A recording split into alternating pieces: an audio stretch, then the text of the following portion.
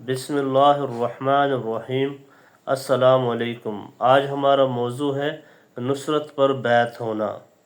حضرت جابر رضی اللہ عنہ فرماتے ہیں کہ حضور صلی اللہ علیہ وسلم نے مکہ میں 10 سال گزارے اور اس طرح گزارے کہ آپ لوگوں کے پاس حج کے موقع پر ان کی قیام گاہوں میں عکاظ اور مجنہ کے بازاروں میں جایا کرتے تھے اور ان سے فرماتے تھے کہ کون مجھے ٹھکانہ دے گا اور کون میری مدد کرے گا، اور تاکہ میں اپنے رب کا پیغام پہنچا سکوں اور اس کے بدلہ میں جنت ملے گی۔ چنانچہ آپ صلی اللہ علیہ وسلم کو کوئی آدمی ایسا نہیں ملا جو آپ کو ٹھکانہ دے اور آپ صلی اللہ علیہ وسلم کی مدد کرے، بلکہ آپ کی مخالفت میں اس حد تک پھیل گئی کہ رشتہ داروں اور اس کے پاس آ کر اسے کہتے کہ قریش کے نوجوان سے بچ کر رہنا، کہیں وہ تمہیں فتنہ میں نہ ڈال دے۔ اور آپ صلی اللہ علیہ وسلم لوگوں کے قیام گاہوں کے درمیان میں گزرتے تو آپ صلی اللہ علیہ وسلم کی طرف انگلیوں کے اشارے کرتے، یہاں تک کہ اللہ تعالیٰ نے یثرب سے ہمیں آپ صلی اللہ علیہ وسلم کے پاس بھیج دیا۔ ہم آپ صلی اللہ علیہ وسلم کو ٹھکانہ دینے کے لیے تیار ہو گئے اور ہم نے آپ صلی اللہ علیہ وسلم کی تصدیق کی۔ پھر ہمارے ایک آدمی ایک ایک کر کے حضور صلی اللہ علیہ وسلم کے پاس جاتے رہے اور آپ صلی اللہ علیہ وسلم پر ایمان لاتے رہے، اور آپ صلی اللہ علیہ وسلم ان کو قرآن سکھاتے رہے۔ وہاں سے وہ آدمی مسلمان ہو کر اپنے گھر واپس آتا تو اس کے اسلام کی وجہ سے اس کے گھر والے مسلمان ہو جاتے، حتیٰ کہ انصار کے ہر محلہ میں مسلمانوں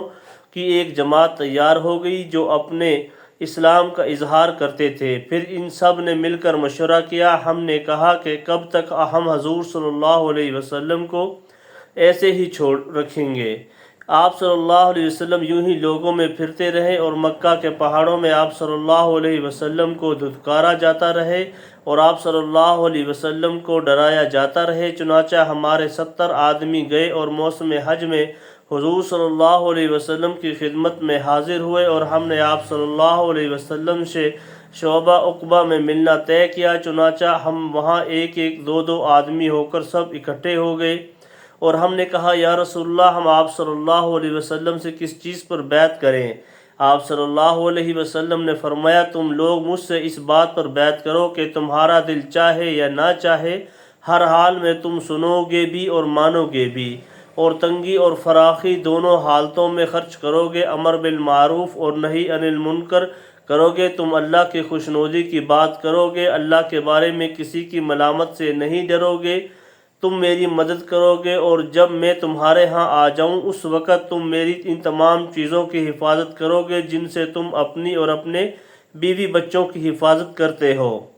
اور تمہیں اس کے بدلہ میں جنت ملے گی۔ ہم لوگ کھڑے ہو کر آپ صلی اللہ علیہ وسلم کی طرف گئے تو حضرت اسد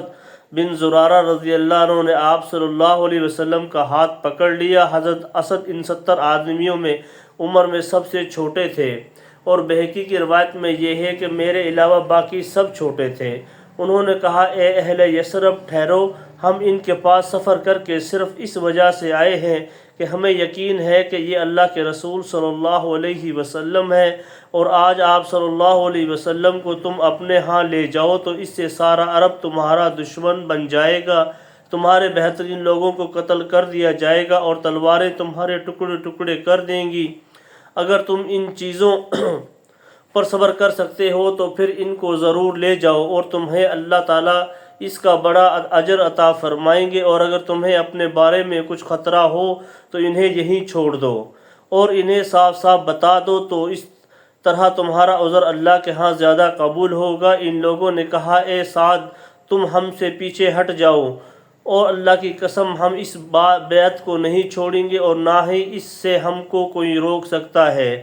چنانچہ ہم کھڑے ہو کر آپ صلی اللہ علیہ وسلم سے بیعت ہوئے۔ آپ صلی اللہ علیہ وسلم نے ہم سے عہد لیا اور جو کام ہمارے ذمے تھے وہ ہمیں بتائے، اور ان کاموں کے کرنے پر آپ صلی اللہ علیہ وسلم نے جنت کا وعدہ فرمایا۔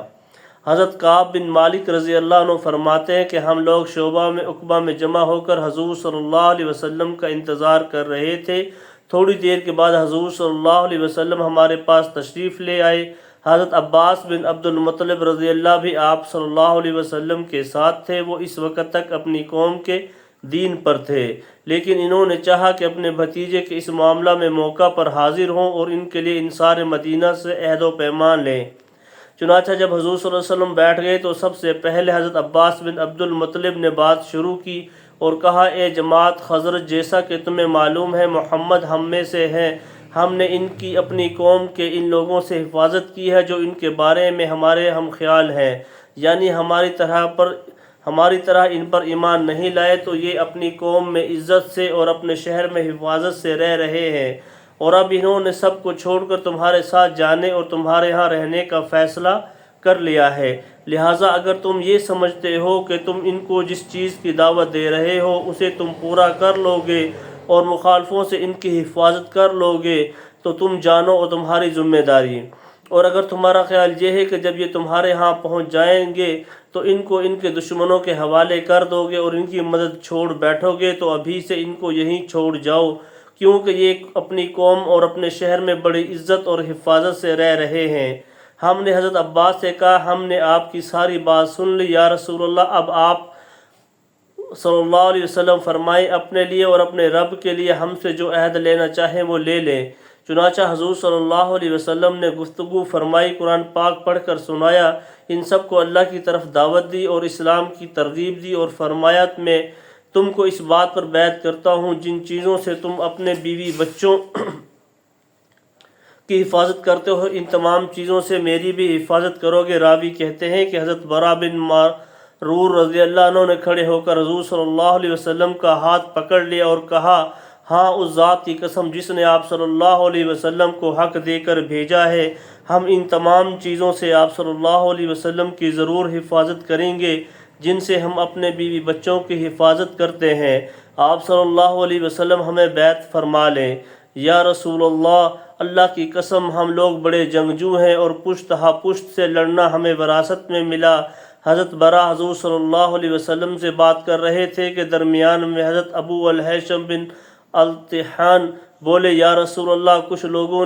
سے یعنی یہود سے ہمارے پرانے تعلقات ہیں، ان تعلقات کو ہم آپ صلی اللہ علیہ وسلم کی وجہ سے ختم کر دیں گے، تو کہیں ایسا تو نہیں ہوگا کہ ہم ان سے تعلقات ختم کر دیں اور پھر اللہ تعالیٰ آپ صلی اللہ علیہ وسلم کو غالب کر دیں اور آپ صلی اللہ علیہ وسلم ہمیں چھوڑ کر اپنی قوم کے پاس واپس چلے جائیں۔ حضور صلی اللہ علیہ وسلم نے مسکراتے ہوئے فرمایا، میرا خون تمہارا خون ہے، جہاں تمہاری قبر بنے گی وہاں میری قبر بنے گی، میں تم سے ہوں اور تم مجھ سے ہو، جس سے تم لڑو گے میں اس سے لڑوں گا اور جس سے تم صلح کرو گے میں اس سے صلح کروں گا۔ حضرت کعب فرماتے ہیں کہ حضور صلی اللہ علیہ وسلم نے فرمایا، تم اپنے میں سے 12 آدمی ذمہ دار نمائندے بنا دو جو اپنی قوم کو ہر بات کے ذمہ دار ہوں گے۔ چنانچہ انہوں نے اپنے میں سے 12 آدمی ذمہ دار بنائے، جن میں 9 خزرج کے اور 3 اوس کے تھے۔ حضرت عروہ رضی اللہ عنہ فرماتے ہیں، سے مرسلن منقول ہے کہ حضور صلی اللہ علیہ وسلم سب سے پہلے ابو الہیثم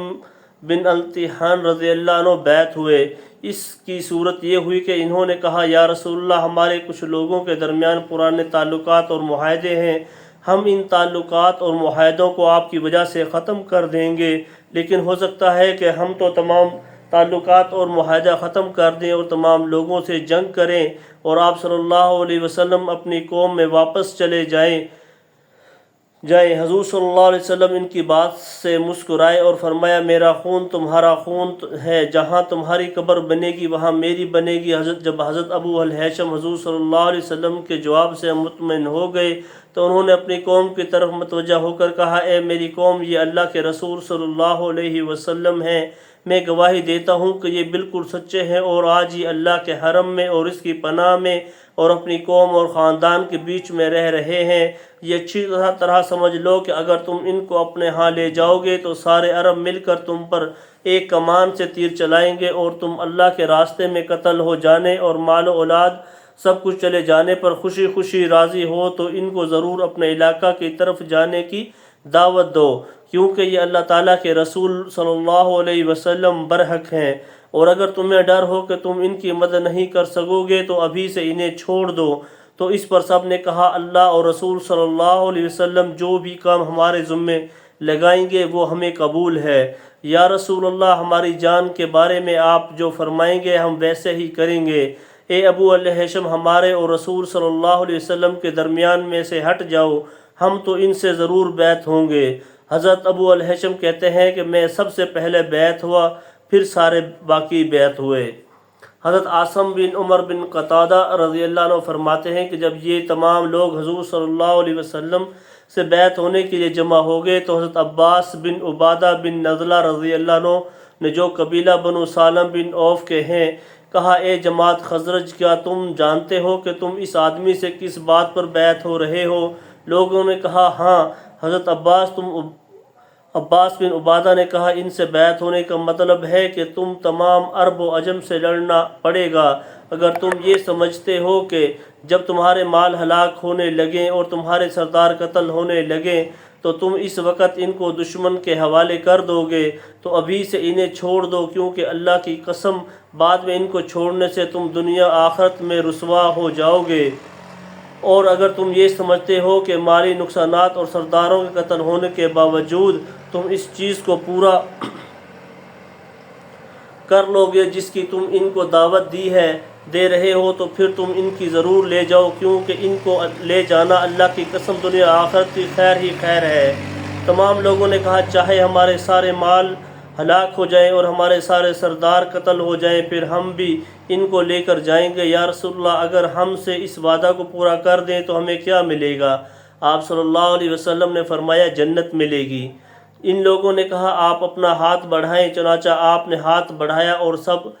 آپ صلی اللہ علیہ وسلم سے بیعت ہو گئے۔ حضرت معبد بن کعب اپنے بھائی حضرت عبداللہ رضی اللہ عنہ سے نقل کرتے ہیں کہ بیعت کے بعد حضور صلی اللہ علیہ وسلم نے فرمایا تم اپنی قیام گاہوں پر ایک ایک دو دو ہو کر واپس چلے جاؤ۔ حضرت عباس بن عبادہ نے کہا یا رسول اللہ، قسم اس ذات کی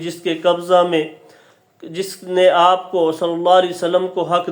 دے کر بھیجا ہے، اگر آپ صلی اللہ علیہ وسلم فرمائے تو ہم کل ہی اپنی تلواریں لے کر مینا والوں پر ٹوٹ پڑیں۔ آپ صلی اللہ علیہ وسلم نے فرمایا ابھی ہمیں اس کا حکم نہیں دیا گیا، تم اپنی قیام گاہوں کو واپس چلے جاؤ۔ جو کچھ پڑھا اللہ تعالی ہم سب کو عمل کی توفیق عطا فرمائے۔ السلام علیکم۔